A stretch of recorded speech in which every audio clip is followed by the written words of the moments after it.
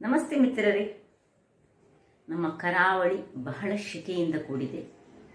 ಹವಾಮಾನ ಇಲಾಖೆಯವರು ಇನ್ನು ಕೆಲವು ದಿನ ಇದೇ ರೀತಿ ಇದೆ ಎಂಬ ಸೂಚನೆಯನ್ನು ಕೊಟ್ಟಿದ್ದಾರೆ.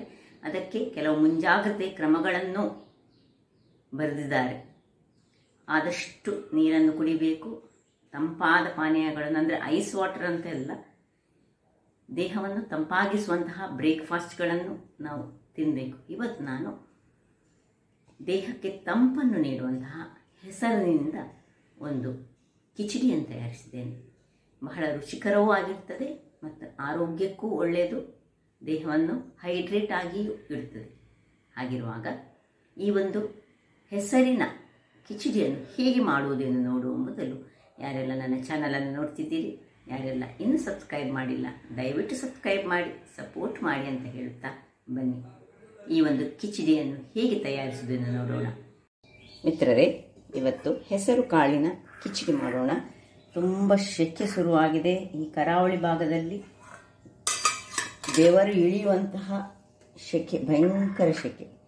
ಹಾಗಿರುವಾಗ ಇಂತಹ ತಂಪಾದ ಬ್ರೇಕ್ಫಾಸ್ಟನ್ನು ನಾವು ಈಗ ಇನ್ನು ತಿನ್ನಬೇಕಾಗ್ತದೆ. ಇವತ್ತು ನಾನು ಈ ಹೆಸರು ಬೇಳೆ 2 ಲೋಟ ಆದರೆ 1 ಲೋಟದಷ್ಟು ಅಕ್ಕಿಯನ್ನು ನೆನೆ ಹಾಕಿಟ್ಟಿದ್ದೇನೆ. ಸುಮಾರು 8 ಗಂಟೆಗಳ ಕಾಲ ನೆನೆ ಹಾಕಬೇಕು. ನಾನು ರಾತ್ರಿ ನೆನೆ ಹಾಕಿಟ್ಟುಕೊಂಡು ಬಿಟ್ಟಿದ್ದೇನೆ. ಮತ್ತು ಒಂದು 30 ಗ್ರಾಮ್ಸ್ನಷ್ಟು ಬೆಲ್ಲ, ಅಂದರೆ ಒಂದು ನಮಗೆ ಎಷ್ಟು ಸ್ವೀಟ್ ಬೇಕು ಅದರ ಪ್ರಕಾರ ಒಂದು ಬೆಲ್ಲ. ಹೆಚ್ಚು ಸ್ವೀಟ್ ಬೇಕಾದರೆ ಸ್ವಲ್ಪ ಹೆಚ್ಚು ಹಾಕ್ಕೊಳ್ಳಿ. ಸ್ವಲ್ಪ ತೆಂಗಿನ ತುರಿಗಳು, ಮತ್ತು ತುರಿ ಹೇಳಿದರೆ ಒಂದು ಈ ಡ್ರೈಡ್ ಕೊಕೊನೆಟನ್ನು ನಾನು ಸಣ್ಣ ಸಣ್ಣದಾಗಿ ಪೀಸ್ ಮಾಡಿಟ್ಕೊಂಡಿದ್ದೇನೆ. ಬೇಕಿದ್ದರೆ ಸ್ವಲ್ಪ ಗೋಡಂಬಿ ಮತ್ತು ದ್ರಾಕ್ಷಿ ಸಹ ಯೂಸ್ ಮಾಡ್ಬೋದು, ಸ್ವಲ್ಪ ಏಲಕ್ಕಿ.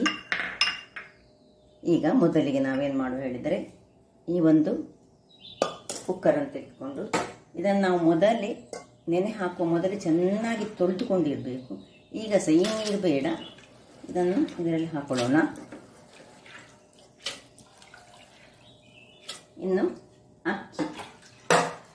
ಅಕ್ಕಿ ಸಹ ಹಾಗೆ ಚೆನ್ನಾಗಿ ತೊಳೆದು ನೆನೆ ಹಾಕಿಕೊಳ್ಬೇಕು.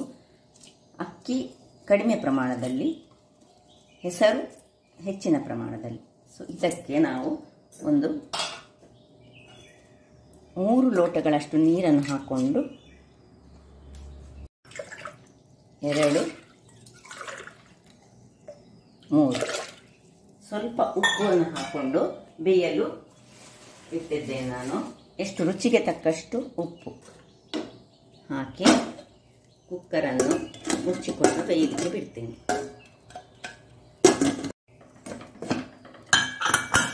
ಇಲ್ಲಿ ಒಂದು ಪಾತ್ರೆಯಲ್ಲಿ ಬೆಲ್ಲವನ್ನು ನಾವು ನೀರು ಮಾಡಿಕೊಳ್ಳೋಣ. 1 ಲೋಟಗಳಷ್ಟು ನೀರು, ಮತ್ತು ಈ ಬೆಲ್ಲ ಅಲ್ಲಿ ನೀರಾಗಲಿ.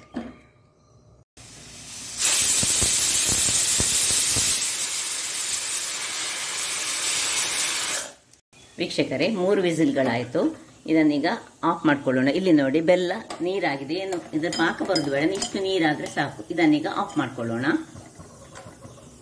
ವೀಕ್ಷಕರೇ, ಇಲ್ಲಿ ನೋಡಿ, ಇದೀಗ ತಣ್ಣಗಾಗಿದೆ. 3 ವಿಸಿಲ್ ಕೂಗಿಸ್ಕೊಂಡಿದೆ ನೋಡಿ. ಒಳ್ಳೆ ಬೇಯಬೇಕು. ಇದರಲ್ಲಿ ಉಪ್ಪೆಲ್ಲ ಹಾಕಿ ಉಂಟು. ಈಗ ಇದನ್ನು ಚೆನ್ನಾಗಿ ಸ್ವಲ್ಪ ಹೀಗೆ ತಿರುಗಿಸ್ಕೊಳ್ಳೋಣ. ಇಲ್ಲಿ ಬೆಲ್ಲದ ನೀರು ಸಹ ರೆಡಿ ಉಂಟು. ಈಗ ಇದನ್ನು ಸ್ವಲ್ಪ ಗಾಳಿಸ್ಕೊಂಡಿದ್ದಕ್ಕೆ ಹಾಕು. ಅದರ ಮೊದಲು ಇಲ್ಲಿ ಒಂದು ಪಾತ್ರೆಯನ್ನಿಟ್ಟು ಅದರಲ್ಲಿ ಸ್ವಲ್ಪ ತುಪ್ಪ ಹಾಕಿ, ಒಂದು 2 ಸ್ಪೂನ್ನಷ್ಟು ತುಪ್ಪ ಹಾಕ್ಕೊಂಡು ಈ ತೆಂಗಿನ ಡ್ರೈ ತೆಂಗಿನ ತುರಿಯನ್ನು ಸ್ವಲ್ಪ ಅದರಲ್ಲಿ ನಾವು ಫ್ರೈ ಮಾಡಿಕೊಳ್ಳೋಣ.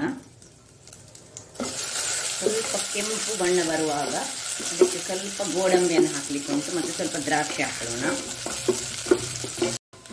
ಇಷ್ಟು ಹೊಂಬಣ್ಣಕ್ಕೆ ಬರುವಾಗ ಸ್ವಲ್ಪ ಗೇರು ಬೀಜ ಹಾಕೊಳ್ಳೋಣ. ಸ್ವಲ್ಪ ದ್ರಾಕ್ಷಿದು ಗೇರು ಬೀಜ ಸಹ ಫ್ರೈ ಆದಮೇಲೆ ಹಾಕೊಳ್ಳೋಣ. ಇಷ್ಟ ಆಗುವಾಗ ನೋಡಿ, ಸ್ವಲ್ಪ ದ್ರಾಕ್ಷಿ ಹಾಕ್ಕೊಳ್ತಿದ್ದೇನೆ. ದ್ರಾಕ್ಷಿ ಸಹ ಒಳ್ಳೆ ಉಬ್ಬಿ ಬರಲಿ. ದ್ರಾಕ್ಷಿ ಉಬ್ಬಿ ಬಂತು. ಈಗ ಇಲ್ಲಿ ಬೇಯಿಸಿಟ್ಟಂತಹ ಇದನ್ನು ಇದಕ್ಕೆ ಶಿಫ್ಟ್ ಮಾಡ್ಕೊಳ್ಳೋಣ.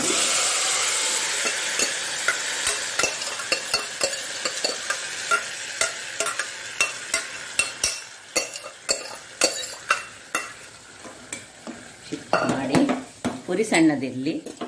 ಈ ಬೆಲ್ಲದ ನೀರು ಇದರಲ್ಲಿ ಹಾಕೊಳ್ಳೋಣ. ಸಿಹಿ ಹೆಚ್ಚು ಬೇಕಿದ್ರೆ ಹೆಚ್ಚು ಮಾಡಿ, ಕಮ್ಮಿ ಬೇಕಿದ್ರೆ ಕಮ್ಮಿ ಮಾಡ್ಕೊಳ್ಬೋದು. ಒಂದು ಒಳ್ಳೆ ಕುದಿ ಬರಲಿಕ್ಕೆ ಬಿಡೋಣ. ಮುಚ್ಚಳವನ್ನು ಮುಚ್ಚಿ ಒಂದು ಒಳ್ಳೆ ಕುದಿ ಬರಲಿ.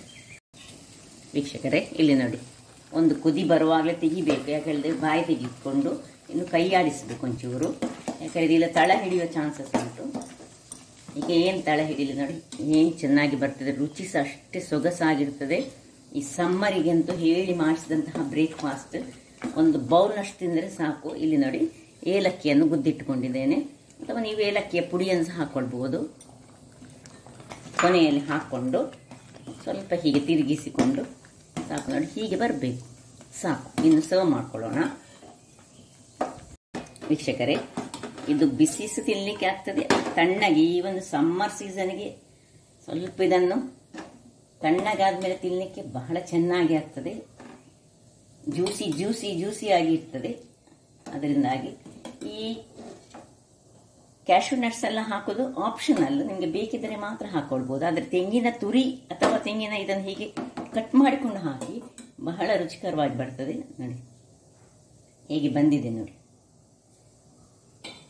ಬಹಳ ಸೊಗಸಾಗಿದೆ. ಆರೋಗ್ಯಕ್ಕಂತೂ ಹೇಳಿ ಮಾಡಿಸಿದಂಥದ್ದು. ಹಾಗಾದರೆ ನನ್ನ ಈ ಕುಕಿಂಗ್ ಚಾನಲ್ ನಿಮಗೆ ಇಷ್ಟ ಆದರೆ ಬೋಳೂರು ಸುವರ್ಣ ಚಾನಲನ್ನು ಲೈಕ್ ಮಾಡಿ, ಶೇರ್ ಮಾಡಿ ಹಾಗೂ ಸಬ್ಸ್ಕ್ರೈಬ್ ಮಾಡಿ. ಹಾಗೂ ನನ್ನ ಇನ್ಸ್ಟಾಗ್ರಾಮ್ ಪೇಜನ್ನು ಫಾಲೋ ಮಾಡಿ. ಧನ್ಯವಾದಗಳು.